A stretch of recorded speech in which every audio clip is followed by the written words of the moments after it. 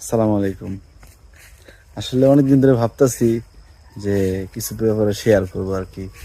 আহ, ও, আগে যখন একটা সময় গিয়েছে যে তখন আমাদের ভালো কোনো ডিভাইস ছিল না, কারোর কাছে ভালো কোনো ফোন ছিল না, একটা কম্পিউটার ছিল না যে একটা ভিডিও করবো তারপর এডিট করবো, এরকম কোনো কিছু ছিল না। এখন দেখেন, এখন ভালো ডিভাইস আছে, একটা কম্পিউটার আছে, একটা ফোন আছে, স্মার্টফোন, ভালো ভালো কনফিগারেশন একটা ফোন আছে। বাট এখন ভিডিও করার কোনো লোক নাই। এমন একটা সময় গেছে যে কারো থেকে ফোন আইনা আমরা ভিডিও করছি। ভিডিও করার একটা শখ ছিল, ভিডিও করে ভাইরাল হওয়ার একটা ইচ্ছা ছিল।